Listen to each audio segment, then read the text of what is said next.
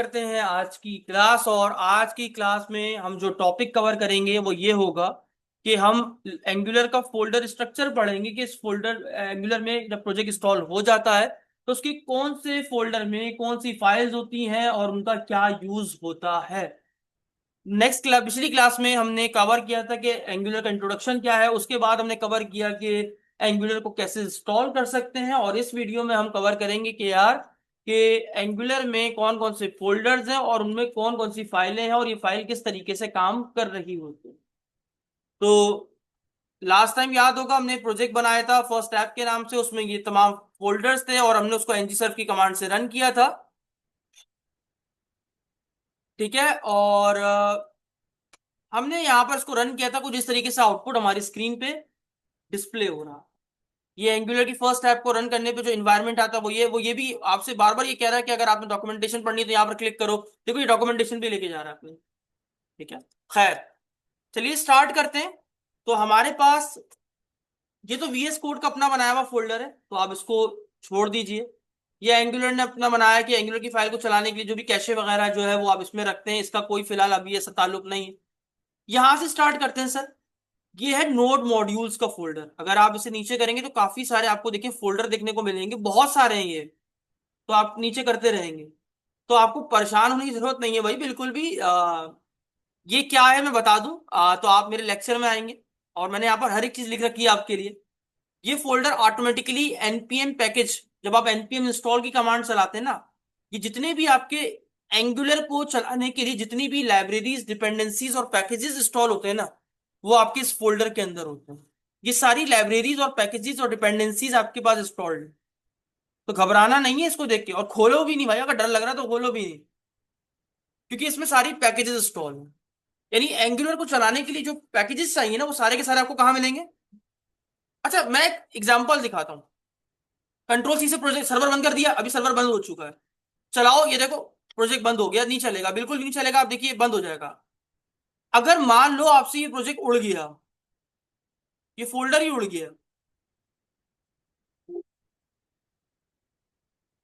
उड़ गया, मैंने उड़ा दिया अभी, आपके सामने उड़ाया, डिलीट हो रहा है वो, उड़ गया। अब इस एंगुलर के प्रोजेक्ट को चलाने के लिए जितनी भी लाइब्रेरी चाहिए थी वो सारी कहां पर थी, नोड मॉड्यूल। आओ दोबारा प्रोजेक्ट रन करते हैं। एरर आ गया, क्या कह रहा है, नोट पैकेज में not be installed, try install with the this. तो वो कह रहा है कि अगर आपके पास गलती से भी अगर आपका नोट मॉड्यूल्स का फोल्डर उड़ गया है तो घबराने की जरूरत नहीं है भाई। सिंपल आप npm इंस्टॉल की कमांड चला दो, मैं आपके तमाम पैकेजेस को खुद ही इंस्टॉल कर दूंगा कि आपके इस प्रोजेक्ट में कौन कौन से पैकेज होने चाहिए थे, वही वर्जन के सेम वर्जन के डाल दूंगा। लेकिन सवाल ही कि इसको कैसे पता कि हम ये वर्जन यूज कर रहे हैं या वो वाला वर्जन यूज कर रहे हैं। भाई ये तो समझ में आ गया कि आपके पास npm, देखो खुद ही आ गया फोल्डर, देखो आ गया। मैं एक बार चला के दिखा दूं कि प्रोजेक्ट रन भी हो रहा है, यानी आपको घर जाके सर हमने ट्राई किया था, हमारा तो प्रोजेक्ट ही नहीं चल रहा, ये अभी इंस्टॉल हो रहा है। ठीक है, जब तक ये हो गया इंस्टॉल। यार एक तो ये आ रहा है ना स्क्रीन पे। हाँ, अब प्रोजेक्ट रन करें दोबारा से, एनजी सर्व चलाएं, रन हो गया, कोई मुश्किल नहीं है ना। चला के देख लो, दोबारा आ जाएगा, आ गया। इसका मतलब ये है कि अगर आपका नोट मॉड्यूल्स का फोल्डर डिलीट हो जाता है तो घबराने की जरूरत नहीं। आप सिंपली npm इंस्टॉल की कमांड चलाएं और आप इजीली वो फोल्डर दोबारा हासिल कर सकते हैं। एक बात और, अक्सर हमारे बच्चे पता है क्या करते हैं, ग्रुप में जब काम करते हैं वो प्रोजेक्ट तो बना लेते हैं, अब वो पता है क्या करेंगे, इस पूरे प्रोजेक्ट का जिप बनाएंगे, इस पूरे का बनाएंगे फर्स्ट ऐप का, और अपने दूसरे बंदे को देंगे। अब इसकी प्रॉपर्टीज खोलो तो ये देखो फोल्डर का साइज कितना बड़ा हो गया, 210 MB का है। 210 MB अहमियत रखता है यार, बंद अगले के बाद डाउनलोड होने में टाइम लगेगा सर। तो भाई वो सारा जो वेट होता है ना वो नोट मॉड्यूल्स का हो। अच्छा डिलीट कर देते, क्या असर आता है देख करें, फिर से उड़ा देते हैं।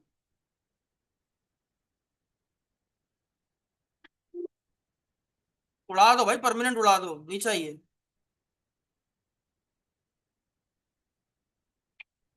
अच्छा प्रोजेक्ट रन हो रहा था ना वो, इसलिए एरर आ गया, उड़ गया। अब देखिए साइज इसका,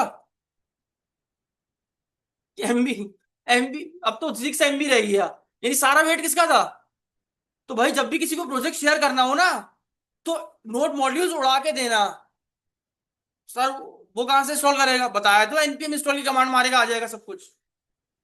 इजीली प्रोजेक्ट ट्रांसफर हो गया, फटाफट डाउनलोड कर लिया उसने भी। पूरे पूरे प्रोजेक्ट उठा उठा के दे रहे होते हैं, पता नहीं क्यों भाई। थोड़ा सा प्रोफेशनल तरीका इस्तेमाल कीजिए। पूरे पूरे जिप बनाएंगे, गलत तरीका है। अब मान लो ये प्रोजेक्ट मेरे पास आ गया, मैंने सीएमडी पे खोला, मेरे पास नहीं चल रहा, सिंपल सी बात है, क्योंकि क्या नहीं है, कैसे इंस्टॉल करेंगे। बस एक छोटी सी कमांड तो चलानी है, npm इंस्टॉल, और उसके बाद आपका दोस्त जो भी साइड पे बैठ जाएगा, तो इंस्टॉल हो जाएगा, उसका प्रोजेक्ट रन कर लेगा। लेकिन अभी तक सवाल वही अटका हुआ है, इसको कैसे पता कौन से पैकेज का सॉफ्टवेयर, कौन से पैकेज, कौन से वर्जन का इंस्टॉल करना है। सवाल तो यहाँ है। सर उसको पता चलता है यहाँ से पैकेज डॉट जेसन से। ये एक ऐसी फाइल है, दोबारा सुनिएगा, ये एक ऐसी जेसन की फाइल होती है जो कि आपके प्रोजेक्ट में कौन सा पैकेज कौन से वर्जन का है, ये देखो, कौन सा पैकेज कौन से वर्जन का है, कौन कौन से पैकेज इंस्टॉल है, इसकी सारी इंफॉर्मेशन आपके पास पैकेज डॉट जेसन के अंदर होती है। बात समझ में आ गई। तो इस फाइल की मदद से उसे पता चलता है कि कौन इस प्रोजेक्ट में कौन से लाइब्रेरी इंस्टॉल है और किस वर्जन की इंस्टॉल है। बात समझ में।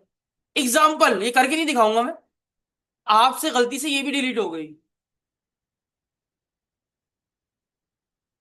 फिर फिर बंदे को कैसे पता चलेगा, फिर npm इंस्टॉल कैसे पता चलेगा कौन सा वर्जन करना है। एक और फाइल होती है पैकेज लॉग डॉट जेसन, ये फाइल किसका डेटा रखती है पता है, ये फाइल इस फाइल की इंफॉर्मेशन रखती है। हाँ बिल्कुल ऐसे ही है।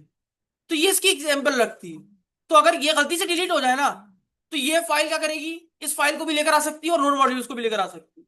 लेकिन अगर दोनों ही डिलीट हो गई, तो सर आप अपने प्रोजेक्ट को कचरे में डालिए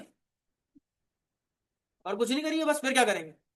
जब उसको किसी चीज की इंफॉर्मेशन ही नहीं है कि कौन से प्रोजेक्ट, इस प्रोजेक्ट में कौन से वर्जन में कौन सी लाइब्रेरीज यूज हो रही, कौन से वर्जन की है, तो वो तो आपको सिंपल सी बात है, आपके प्रोजेक्ट को नोड मॉड्यूल्स के फोल्डर में पैकेजेस थोड़ी करके देगा। तो आई होप छोटी छोटी बातें समझ में आ गई होंगी। कितनों को समझ में आ गया अभी तक, आसान है, आगे बढ़े। अब आता है पब्लिक का फोल्डर, देखने में कितना आसान है सर, खुलते ही खत्म।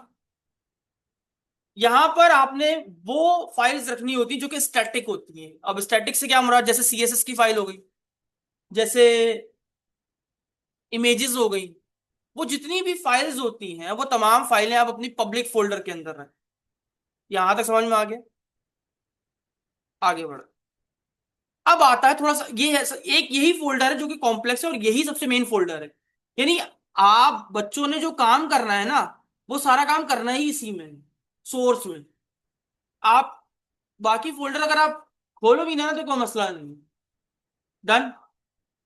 अब जब मैं एसआरसी पे क्लिक करता हूं तो ये कहां तक, ये देखो, ये एडिट इग्नोर को, यहां तक एडिट एडिटर कॉन्फ़िग को छोड़ के ये देखो, एक दो तीन चार एक फोल्डर और तीन फाइलें मिली हैं आपको।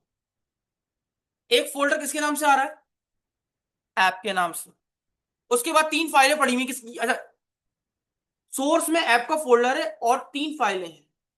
पहली फाइल है index dot H T M L. आप समझ रहे हो कि वो जो सारा यहाँ से यूआई आ रही है वो यहाँ से आ रही है, ऐसा नहीं है भाई। अच्छा एरर आ रहा है, आप एरर क्यों आ रहा है, क्योंकि हमने वो नोड मॉड्यूल बढ़ाया हुआ था, वो तो हमने डाल दिया। एनजी सर दोबारा चला देंगे, चला लो इसको,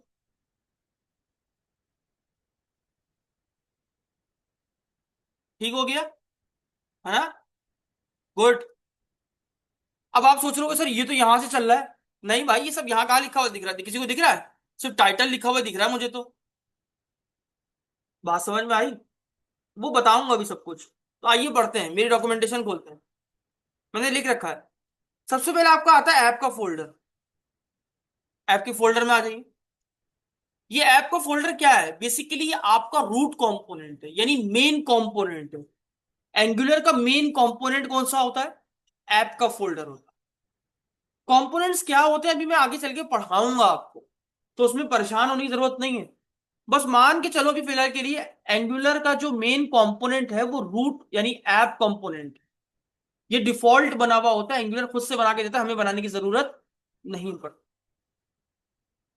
अब इस ऐप को अगर आप खोलते हो तो इसमें पहली फाइल आपको कौन सी दिख रही है, ये किसकी फाइल है, टाइप स्क्रिप्ट की फाइल है सर, टीएस लिखा हुआ है।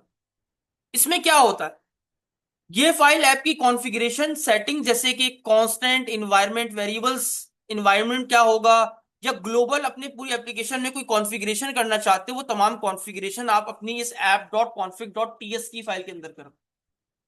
यानी एप्लीकेशन के रिगार्डिंग जितनी भी कॉन्फ़िगरेशन की जा रही होगी वो आपकी इस app.config.ts के अंदर की जा रही है। बात समझ में आ गई? अच्छा जी। ये क्या है sir? Provide browser global error listener. ये बेसिकली आपके पास जो एप्लीकेशंस में एरर आते हैं ना, ये उसको हैंडल करता है। तो ये जितनी भी कॉन्फ़िगरेशंस की गई है ना, ये सारी यहां पर की गई है।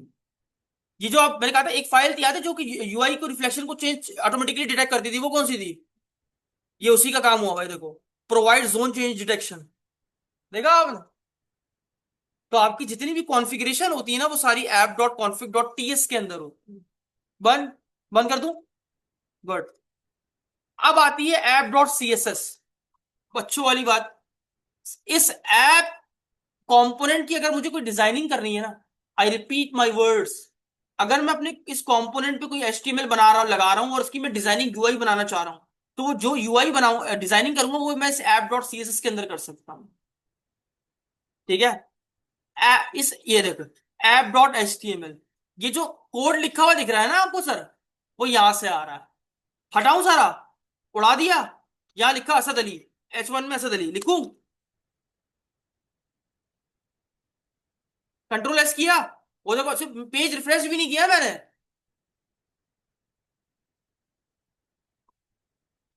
देखा आप? यानी वो जो आपका एचटीएमएल कंटेंट आ रहा था, वो कहां से आ रहा था? आपके root component app dot HTML से आ रहा। अब इसकी मुझे डिजाइनिंग करनी है, उनजिला कहाँ करूं? शाबाश, करके देखें। पता चला होता भी नहीं होता बाद में, भाई क्या नहीं हो रहा। कलर कर दो रेड।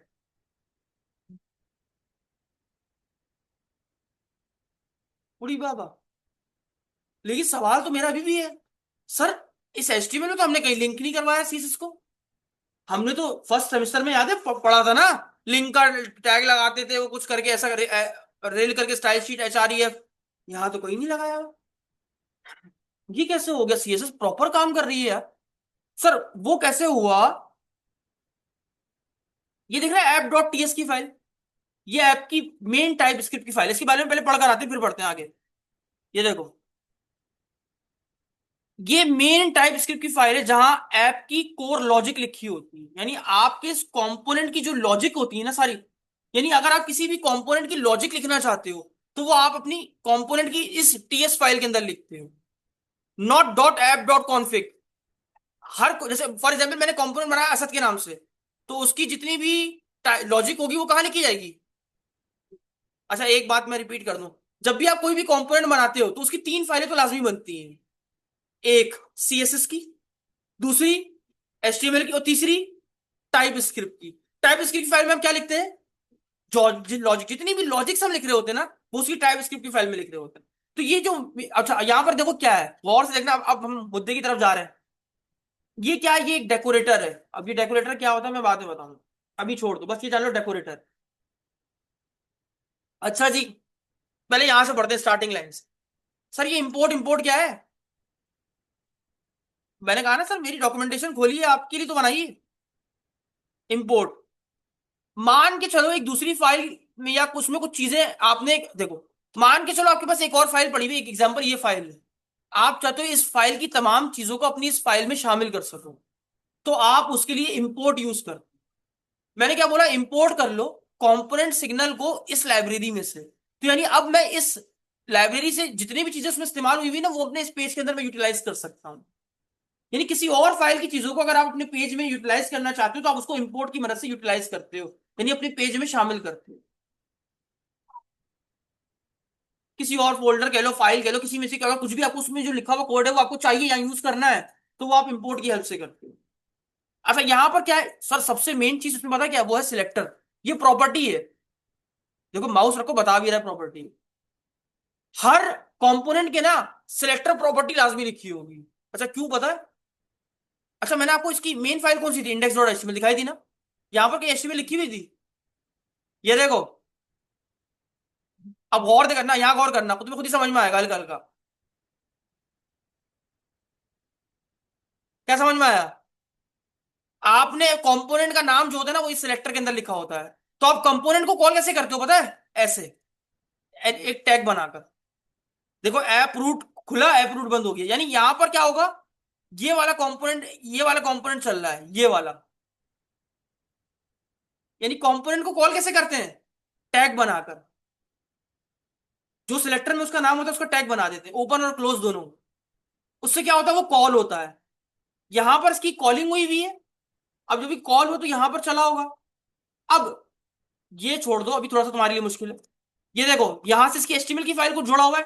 कौन सी प्रॉपर्टी से? टेम्पलेट यूआरएल क्या करती है, एक ऐसी प्रॉपर्टी जो कि एचटीएमएल फाइल को लिंक कराती है। ऐसे ही स्टाइल यूआरएल की प्रॉपर्टी जो कि सीएसएस को लिंक कराती है, इसी यहां पर लिंकिंग हुई है। इसीलिए तो वो सीएसएस के ऊपर अप्लाई हो रही थी। बात समझ में आई?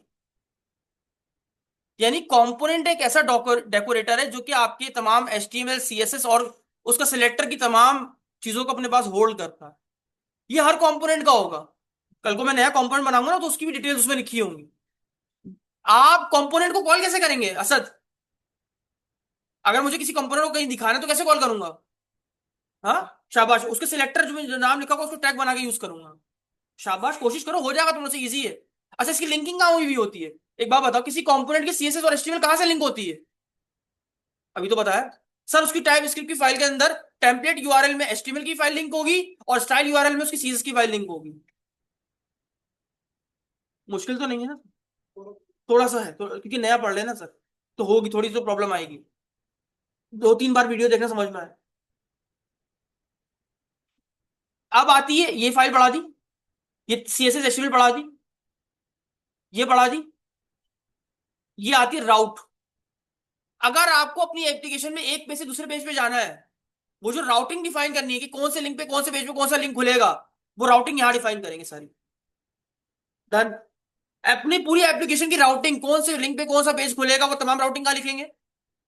ऐप डॉट राउट डॉट, शाबाश, app dot spec dot TS. Sir ये टेस्टिंग की फाइल होती है।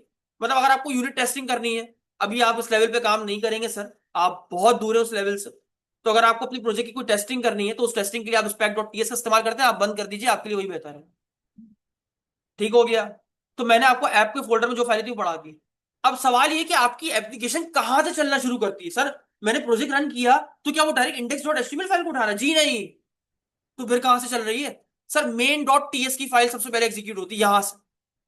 ये ये वो फाइल है जो कि जैसे in C sharp, program always start with main method. In Angular, program application always start with main dot TS. Good. ये जो बूट स्ट्रैप एप्लीकेशन का जो ये लिखा हुआ है ना सर, फंक्शन,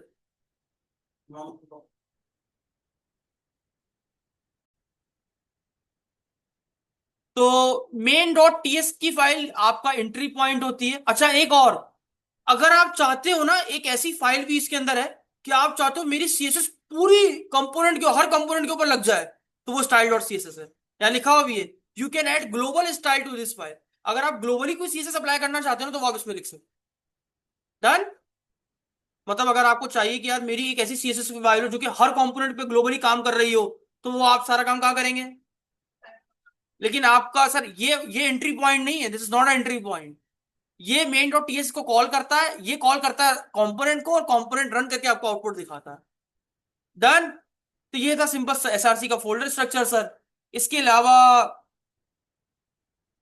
ये जो एंगुलर डॉट जेसन की फाइल है ना सर, ये बड़ी अच्छी फाइल है।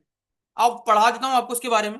मैंने इसके बारे में लिख रखा है ये एंगुलर सीएलआई का मेन कॉन्फ़िगरेशन फाइल, यानी जो एंगुलर सीएलआई की जो कॉन्फ़िगरेशन, जो आपके प्रोजेक्ट को रन करना है, आपने कोई फाइल बनानी है, कोई स्टाइलिंग स्क्रिप्ट, इन्वायरमेंट सेटिंग, जो भी चीज करनी है एंगुलर सीएलआई के रिगार्डिंग, वो यहां पर डिफाइन हुई भी होती है। ये देखो, एंगुलर सीएलआई का जिक्र लाजमी होगा इसमें। है कहीं नहीं है? कंट्रोल एफ, ये देखो, देखा आप? यानी ये जो फाइल है ना एंगुलर डॉट जेसन, ये आपके पास एंगुलर सीएलआई की मेन कॉन्फ़िगरेशन फाइल होती है। अगर आप सीएलआई की रिगार्डिंग कोई भी कॉन्फ़िगरेशन करना चाहते हैं ना, तो वो आप यहां से कर सकते हैं। इसके अलावा सर आपको एक रीडमी मिल जाती है, रीडमी की फाइल पढ़ना चाहो तो पढ़ लो सर, ये एंगुलर के बारे में लिखा हुआ है। सब सारी कमांड लिखी हुई देखो, एनजी सर्व वगैरह सब कुछ। इसके अलावा ये सर टाइप स्क्रिप्ट की कॉन्फ़िगरेशन फाइल है कंपाइलर्स वगैरह की, और टीएस कॉन्फ़िग, ये तमाम अभी फिलहाल के लिए ऐसा आपके लिए इसको नीड नहीं है, लेकिन मैंने यहाँ पर लिख रखा है सर हर एक फाइल के बारे में। देखिए टीएस कॉन्फ़िग डॉट जेसन जो फाइल है, ये टाइप स्क्रिप्ट की कंपाइलर का मेन कॉन्फ़िगरेशन फाइल है। ये जो आपका कोड टाइप स्क्रिप्ट के कोड को जावास्क्रिप्ट में कन्वर्ट करता है ना, ये जो कंपाइलर की जितनी भी कॉन्फ़िगरेशन है वो आपकी इस फाइल के अंदर होती है। इस फाइल के अंदर ये देखो कंपाइलर ऑप्शंस आ रहा है ना सब कुछ, तो ये तमाम कॉन्फ़िगरेशन फाइल जो है वो यहाँ पर। लेकिन सर आपने इतने सब फोल्डर्स के स्ट्रक्चर के बारे में नहीं पढ़ना है, आप फिलहाल के लिए एसआरसी पे ही काम करें तो वो ज्यादा आपके लिए बेस्ट है। तो ये था एक ओवरव्यू जिसमें हमने कंप्लीट ये जाना कि एंगुलर का फोल्डर स्ट्रक्चर क्या है, कौन सी फाइल किस लिए काम होती है। तो मिलते हैं नेक्स्ट क्लास में एक नए टॉपिक के साथ, तब तक के लिए इजाजत दीजिए। अल्लाह हाफ़िज़।